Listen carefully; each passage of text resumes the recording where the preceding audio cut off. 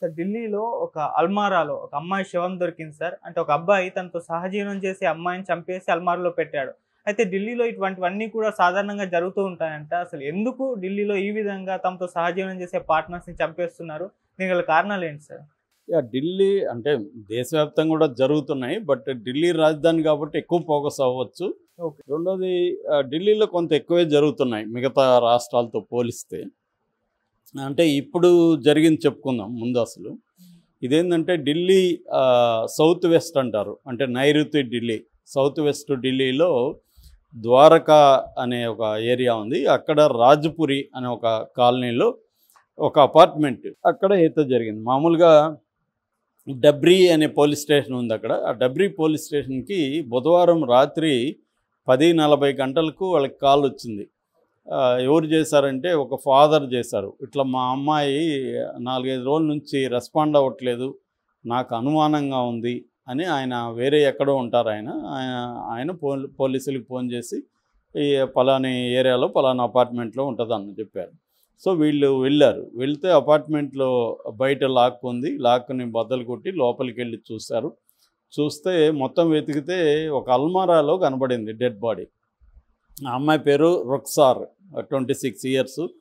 So కనబడితే ఈ లోపల వాళ్ళ ఫాదర్ కూడా వచ్చాడు. ఈ లోపల వీళ్ళు క్రైమ్ టీము, FSL అంటే ఫోరెన్సిక్ సైన్స్ ల్యాబ్కి సంబంధించిన వాళ్ళు వెళ్తున్నారు. అంటే ఈ మధ్య ఏమవుతుందంటే ఇప్పుడు జూన్ నుంచి కొత్త చట్టం వస్తుంది మనకు. IPC, CRPC, ఎవిడెన్స్ యాక్ట్ స్థానంలో 3 కొత్త చట్టాలు వస్తున్నాయి.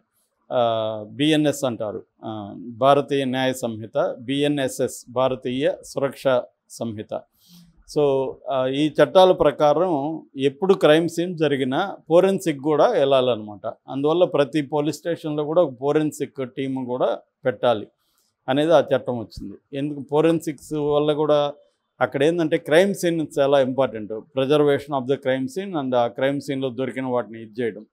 సో ఇవన్నీ కూడా రాబోతున్నాయి. అలాగే వీళ్ళు ఢిల్లీలో కొంత ఆల్రెడీ స్టార్ట్ అయింది ఇది. సో ఫోరెన్సిక్ కూడా వెళ్ళారు, మొత్తం తీసుకొని వచ్చారు. అయితే ఇప్పుడు ఫాదర్ ఏం చెప్తున్నాడంటే ఎవరు చేసి ఉండొచ్చు అనుకున్నప్పుడు ఫాదరు విపాల్ టైలర్ అనే ఒక అబ్బాయితో ఈ అమ్మాయి కలిసి ఉంటుంది. అంటే లైవ్ ఇన్ రిలేషన్షిప్. ఈ రిలేషన్షిప్లో 1.5 మంత్గా వీళ్ళిద్దరు ఇక్కడ ఫ్లాట్ తీసుకొని ఉన్నారు. గతంలో వేరే చోట ఉండేవాళ్ళు ఇక్కడికి వచ్చున్నారు. సో ఈ అమ్మాయి అప్పుడప్పుడు ఫోన్ చేసి వాళ్ళ నాన్నకు, నాన్న నన్ను ఈ విపాల కొడుతున్నాడు, చంపేస్తాడేమో భయంగా ఉంది అనేది కూడా చెప్పేదన్నమాట. ఫాదరు ధైర్యంగా ఉండమ్మా, నువ్వు నీకు అంత ఇబ్బంది ఉంటే వచ్చేసి ఇలాగా మాట్లాడుతున్నాడు. సో అందువల్ల ఆయనకి ఇది ఎప్పుడైతే జరిగిందో డౌట్ ఆ అబ్బాయి మీదకి వెళ్ళింది. ఇప్పుడు ఆ అబ్బాయిని వెతకడానికి, ఆ అబ్బాయిది ఏంటంటే గుజరాత్లో సూరత్ ఆ అబ్బాయిది నేటివ్. అయితే రాజస్థాన్లో కూడా ఫ్రెండ్స్ ఉన్నారు, అక్కడికి ఏమైనా వెళ్ళుంటాడా, గుజరాత్ వెళ్ళుంటాడని కొన్ని టీముల్ని ఫామ్ చేసి వెతుకుతున్నారు. ఇంకా దొరకలేదు. దొరికే అవకాశాలు అయితే ఉన్నాయి. పోలీసులు అయితే ఈ మధ్యకాలంలో హంతకులను పట్టుకోవడంలో మాత్రం చాలా వేగంగానే పట్టుకుంటున్నారు. సో ఇది బేసిక్గా జరిగిన సంఘటన. అయితే ఈ అబ్బాయి మీద కొంత ఆరాధిస్తే గతంలో కూడా ఈ అబ్బాయి మీద కేసు ఉందని తెలిసింది. అది డ్రగ్స్ కేసు ఉంది. NDPS అంటారు, narcotics drugs and psychotropic substance act, NDPS act. మన డ్రగ్స్ ఎవరైనా దొరికితే ఈ యాక్ట్ కింద పెడతారనమాట. ఈ యాక్ట్ కింద అతని మీద కేసు ఉంది ఆల్రెడీ. అంటే ఆ అబ్బాయికి కొంత డ్రగ్స్ హిస్టరీ ఇట్లాంటివి ఉన్నాయి. సో ఇది బేసిక్గా జరిగింది. ఈ ఢిల్లీలో ఈ మధ్యకాలంలో ఎక్కువ జరుగుతున్నాయి. ఫర్ ఎగ్జాంపుల్ మనకి లాస్ట్ ఇయర్ చెప్పుకున్నాం కూడా మనం, శ్రద్ధా వాకర్ అనే అమ్మాయి కేసు. ఆ శ్రద్ధా వాకర్ అనే అమ్మాయిని వాళ్ళ లివ్ ఇన్ రిలేషన్షిప్లో ఉన్నవాడే ఆఫ్తాబ్ అనేవాడు 35 ముక్కలు చేశాడు. చంపేసి 35 ముక్కలు చేశాడు. కుక్కర్లో కూడా పెట్టాడు. అప్పట్లో ఇది ఫేమస్ ఇదైంది, కేసు అయింది. అట్లాగే ఇంకొకటి ఫ్రిడ్జ్లో పెట్టాడు. నిఖిల్ యాదవ్ అనే అబ్బాయి 2023 ఫిబ్రవరిలో జరిగింది. ఇది కూడా ఒక అమ్మాయిని చంపేశాడు వాడు. ఇలాగా ఢిల్లీలో చాలా కేసులు జరుగుతున్నాయని రిపోర్ట్ అవుతుంది. సో దీనికి కారణం ఏంటనేది అనేక మంది సైకాలజిస్టులని, సోషాలజిస్టుని, మీడియా కొంత ఇంగ్లీష్ మీడియా వాళ్ళతో మాట్లాడించింది. ఎందుకు జరుగుతున్నాయంటే దీని మీద కొంత రీసెర్చ్ చేస్తున్న సంస్థలు వాళ్ళు ఏం చెప్తున్నారంటే, అంటే ట్రెడిషనల్ మ్యారేజ్కి లివ్ ఇన్ రిలేషన్షిప్కి మధ్య తేడా ఉంది. ట్రెడిషనల్ మ్యారేజ్లు ఏంటంటే కనీసం ఒకరి ఎవరైనా బంధువులు వాళ్ళు వీళ్ళు ఉంటారు ఇంటర్వ్యూన్ అయ్యేదానికి. ఏదైనా ఇబ్బందులు వస్తే ఇంటర్వ్యూన్ అవుతారు. ఇప్పుడు ఫర్ ఎగ్జాంపుల్ ఈ అమ్మాయి కొడుతున్నాడని చెప్పింది. అదే ట్రెడిషనల్ మ్యారేజ్ తల్లిదండ్రులు చేసిన మ్యారేజ్ అయితే పేరెంట్స్ వాళ్ళ బంధువులకు చెప్పడము, వాళ్ళకి చెప్పడము, వాళ్ళు ఆ అబ్బాయికి చెప్పడము, మాట్లాడటము ఏదో ఒకటి ఉండేది. ఇప్పుడు పేరెంట్కి కూడా నువ్వే కదా ఎవరినో పెట్టుకున్నావు, ఎవరితో కూడా ఉంటున్నావు, మరి నువ్వే చూసుకో అని చెప్తారు తప్ప వీళ్ళు డైరెక్ట్గా ఇన్వాల్వ్ అయ్యే పరిస్థితి ఉండదన్నమాట. అదొక కారణం అని చెప్తున్నారు. అంటే లివ్ ఇన్ రిలేషన్షిప్లో వాళ్ళకి ఫ్రీడమ్ అయితే ఉంటుంది, కానీ సెక్యూరిటీ ఉండదు. అంటే ఇవాళ యూత్కి ఫ్రీడమా సెక్యూరిటీ అనుకున్నప్పుడు ఎక్కువ మంది ఫ్రీడమ్ కోరుకుంటున్నారు. అంటే ఫ్రీగా ఉండాలి. Freedom for what? Freedom for what అంటే తమకు ఏం చేయాలనిపిస్తే అది చేసే ఫ్రీడమ్. తనకి ఈరోజు ఈ అబ్బాయితో ఉంది ఇష్టం ఉంది, రేపు ఇంకొక అబ్బాయితో ఇష్టం ఉంటుంది. లేదా ఒకే రోజు కూడా మార్నింగ్ ఈ అబ్బాయితో ఉండి ఈవినింగ్ ఇంకొక అబ్బాయి వెళ్ళే అమ్మాయిలు ఉన్నారు, అబ్బాయిలు కూడా ఉన్నారు. సో ఇలాగా మల్టిపుల్ రిలేషన్షిప్స్కి వెళ్ళడం, ఇష్టం వచ్చినట్టుగా ఉండడం అన్న ఒక ఫ్రీడమ్ని కోరుకుంటున్నాడు. మంచిదే ఇది. ఓకే, ఫ్రీడమ్, నీకు డబ్బులు ఉన్నాయి, నీకు అనుకున్నట్టుగా సంబంధాలు పెట్టుకునే ఛాన్సులు ఉన్నాయి, అన్నీ మంచిదే. కానీ దీనివల్ల వచ్చే సెక్యూరిటీ ఇష్యూస్, భద్రతకు సంబంధించిన ఇష్యూస్, ఎమోషనల్ ఇష్యూస్, సైడ్ ఎఫెక్ట్స్గా వచ్చే ప్రాబ్లమ్స్, దీన్ని ఎలా డీల్ చేయాలనే దానికి వీళ్ళ దగ్గర ఎవరి దగ్గర కూడా ఆన్సర్ లేదు, క్లూ లేదు. ఇప్పుడు నీ ఒక అమ్మాయి ఇద్దరు అబ్బాయిలతో అఫైర్ నడుపుతుంది. వాళ్ళ వల్ల వచ్చే ప్రాబ్లమ్స్ని ఎవరికి చెప్పాలి? ఇంట్లో చెప్పలేదు, ఫ్రెండ్స్కి చెప్తే వాళ్ళు ఎలా రిసీవ్ చేసుకుంటారో తెలీదు. కాబట్టి ఎవరికి చెప్పలేక లోపలే పెట్టుకోవడం. సైకాలజిస్టుల దగ్గరికి పోతే నీకు పిచ్చి అంటారేమని సైకాలజిస్టులు కలవరు. ఇలాంటి ఒక ప్రాబ్లమ్స్ బాగా పెరుగుతున్నాయి.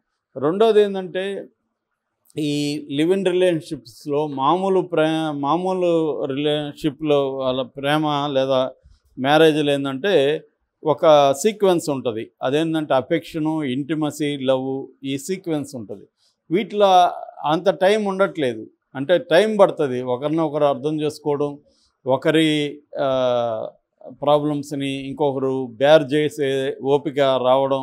ఇప్పుడు మనకి ఇద్దరు కలిసి ఉండాలంటే మగవాళ్ళైనా ఆడవాళ్ళైనా ఇద్దరికీ సంబంధించి కొన్ని విషయాల్లో ఇబ్బందులు ఉంటాయి, ఇరిటేషన్స్ ఉంటాయి, ఇబ్బందులు ఉంటాయి. ఫుడ్ హ్యాబిట్స్ కావచ్చు, స్లీపింగ్ హ్యాబిట్స్ కావచ్చు, వాళ్ళ ఫ్రెండ్ సర్కిల్ కావచ్చు, మనీ పరమైన సమస్యలు కావచ్చు, ఇవన్నిటికీ అడ్జస్ట్ కావడానికి టైం పడుతుంది. కానీ ఆ టైము ఈ లివ్ ఇన్ రిలేషన్షిప్లో ఉండట్లేదు. స్పీడ్గా వాళ్ళు బ్యాక్కి వెళ్ళిపోతున్నారు. అంటే చిన్న అసంతృప్తి వచ్చినా వద్దులే వీడితో అనుకొని ఆ అమ్మాయి వెళ్ళిపోవడం. ఎందుకంటే ఆప్షన్స్ చాలా ఉన్నాయి.